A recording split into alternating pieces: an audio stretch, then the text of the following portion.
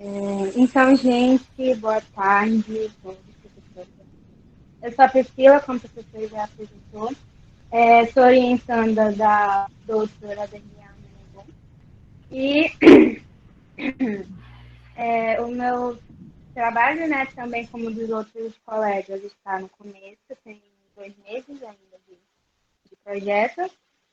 E tem como tema, né, a produção e utilização do composto termoelétrico.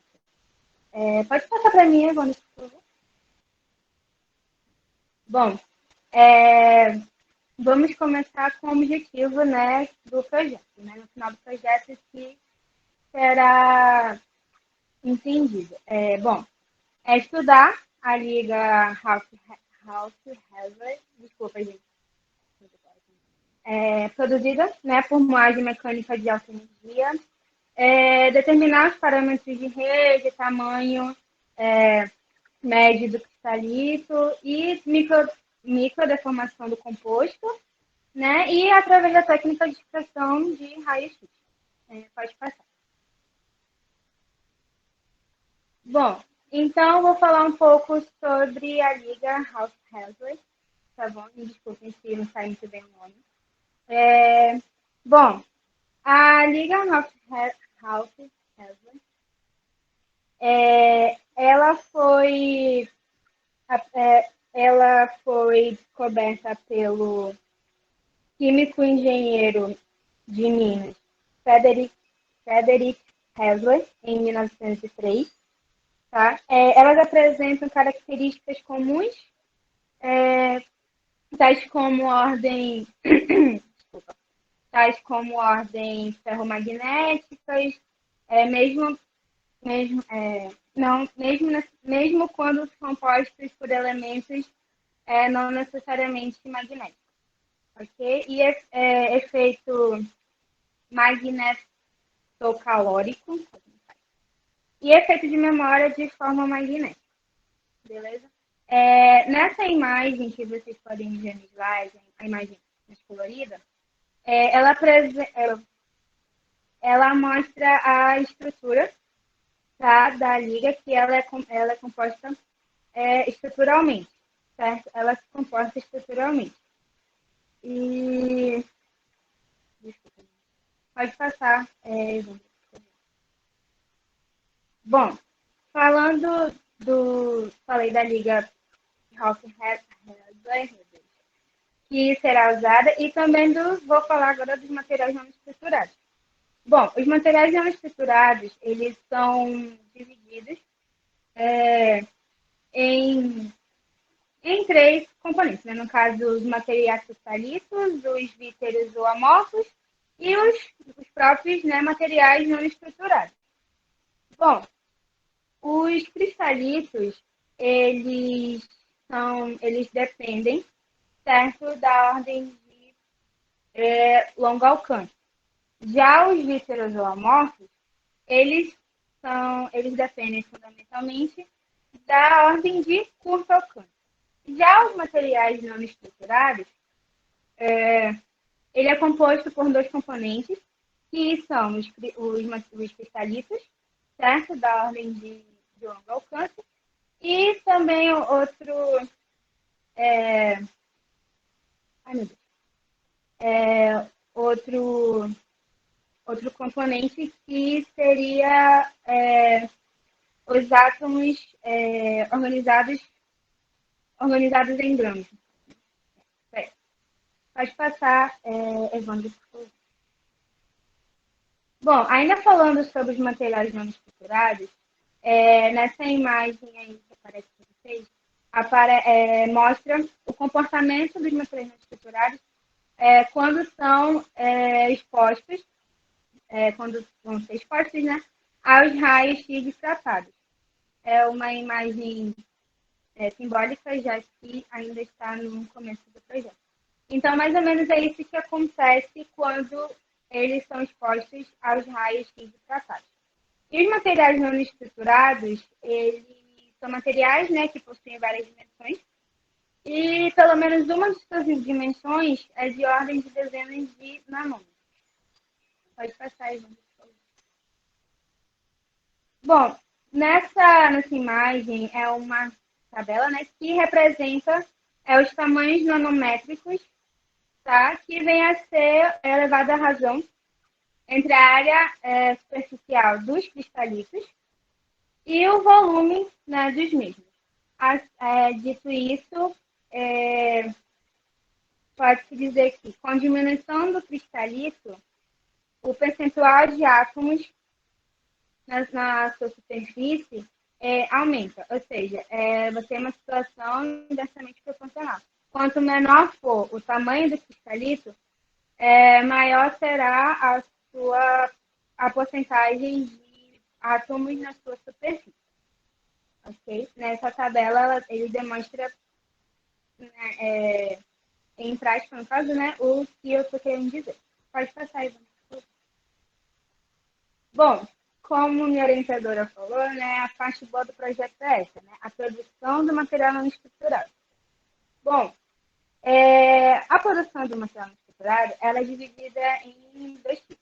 O top-down, que vem a ser a fabricação, né, de estruturas em nanoescala, a partir de como o tamanho das partículas são elevadas por meio de processos físicos. E o bottom-up, que seria uma produção mais específica, que é quando o material é sintetizado, ou seja, quando o material ele vai ser montado molécula por molécula ou átomo por átomo. Então, é uma produção mais específica, o bottom-up. E dentro da produção, a gente tem as técnicas de síntese, que vem a vapor, líquida ou sólida. E aí pode passar, Ivan. Ok. Então, uma das técnicas que eu falei que seriam usadas é a produção de amostras, que no caso será por moagem mecânica, né, de alta energia. Bom, nessas imagens aí que vocês podem ver, processo, né, que vai acontecer para a moagem da partícula. A partícula é posta dentro desse recipiente de metal, junto com essas duas esferas. Ela é fechada, lacrada, bonitinho e colocada dentro dessa máquina de moagem. No movimento que... Pode passar, Ivan. A partir do movimento que a máquina de moagem realiza, as esferas, como essa imagem que vocês estão vendo, as esferas elas vão chocar, vão bater, né?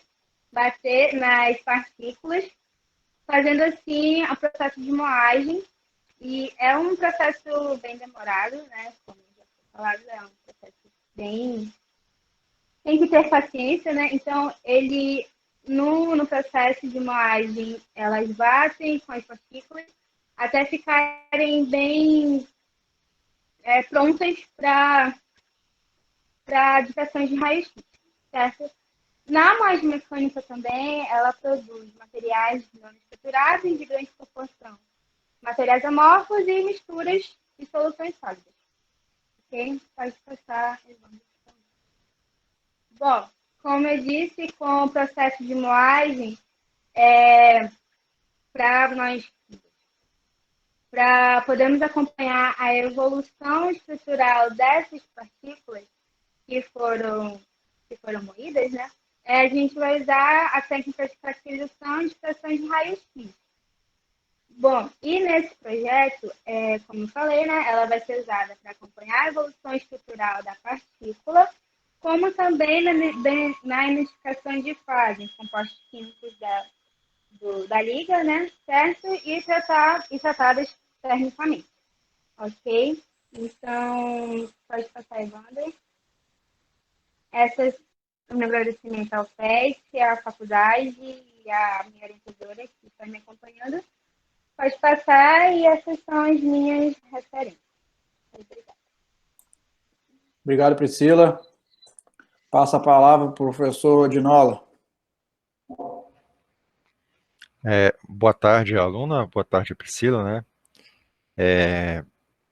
Como sempre, a gente estou parabenizando as apresentações, todas estão muito bem feitas, né? apesar de todo o problema que a colega teve no começo, né, que era para ser a primeira a apresentar, né, a gente sempre tem, a gente nunca consegue prever os problemas, né, mas faz parte, pelo menos o Instituto está aí, parabenizando duas vezes pela apresentação e pela persistência, né, que a gente sabe, quando a gente precisa, às vezes, do computador para dar uma aula, aí chove, dá uma tempestade lá fora e o sinal fica ruim, ninguém consegue fazer nada, às vezes, né, a internet hidrofóbica, né, às vezes dá problema, então faz parte desses problemas. Verdade, não. Valeu. Os questionamentos que eu teria que fazer seriam parecidos com o que eu fiz para o colega no trabalho da manhã, né, sobre essa liga, né, do Ralph Hausler aí, e bastante coisa, né, eu não conheci esse composto, achei interessante, e assim a gente vê que sempre os trabalhos que estão feitos no grupo aí experimental da UFAM seguem mais ou menos o mesmo caminho, né, o aluno tem base desses materiais, né, as aplicabilidades na área, né, tem muita, eu sei que tem aí o pessoal intimamente ligado com a parte da engenharia de materiais também, então sempre tem essa motivação também, né, não tão da física básica, né, experimental, mas também, mas sim relacionado com a parte de engenharia de materiais, não que seja ruim, né, mas assim, às vezes, para a física mesmo, acho que às vezes falta um pouco, né. Mas aqui eu vi que tu focou bem na parte da física, falou aí, né, da ideia todos os procedimentos experimentais que sempre o pessoal vai fazendo aí, né, desde a difração de raio-x, né, o pessoal também faz aquele do DSC e tudo mais, sempre aquele mesmo procedimento, né. Como eu já falei para o Igor que essa segunda parte eu não ia ficar fazendo perguntas, eu ia mais dar alguns toques, né, e desejar sempre boa sorte. O que eu acho que é importante que, apesar de ser um trabalho muito técnico, que os alunos, né, a parte experimental, eles não esqueçam da física básica, eles esqueçam de entender bem os fenômenos. Quando eu perguntei de manhã, por exemplo, lá, né, o cara falava da rede, aí tinha uma grande vacância no meio da estrutura, que era esse mesmo matéria está falando. Quando você colocava um átomo grande com raio atômico que é maior do que provavelmente que os outros átomos que fazem parte lá do composto, né, e falava que a condutividade térmica diminuía, né, porque afetava relacionado com os fondos. Eu quis entender como que funcionava o mecanismo básico, né, então não pedia equação, não pedia nada. Então entender essas coisas são importantes também, não só se preocupar, né, com os objetivos não podem ser só pautados no gráfico, né, no refino de alguma coisa, né, então o que eu acho interessante, eu peço, assim, não peço nada, não tenho, o que eu acharia interessante também não esquecer dessa parte, né, de entender essa fundamentação, né, da física, que está relacionado com os fenômenos, né, desses compostos que vocês estão estudando, certo? Então, eu só vou desejar aqui, então, boa sorte nessa etapa aí do seu trabalho, ok? E é isso, tá? Boa sorte, e para a orientadora, a professora Daniela, que é uma professora super legal, parabéns para as duas. É só isso. Obrigado, professor Ginola. Professor Lúcio. Bom, para mim, eu queria primeiro parabenizar, né, aí pela persistência também, né, apesar das dificuldades, você conseguiu apresentar. Eu achei que foi muito direto ao ponto, faltou questão da motivação, da justificativa, já que esses trabalhos, eles são trabalhos iniciais, né, e vocês também, eu percebi, né, que tem essa vontade de mostrar logo o que vocês estão estudando, porque tudo isso é novo, né, então é interessante sim também, olha, eu estou estudando isso aqui, já essa parte aqui já estudei, já estou trazendo aqui para vocês, mas também é necessário cumprir o protocolo, né, de um trabalho de iniciação científica, e trazer, né, a questão da justificativa, a questão dos objetivos, né, objetivo geral, objetivos específicos e a metodologia do trabalho, aí para se tornar, para que a gente consiga entender o trabalho em loco, né, e possa dar nossas contribuições também para você. Mas, no mais, gostei dos seus slides e parabéns. Obrigada. Obrigado, professor Lúcio. Então, agora vamos caminhando para a nossa...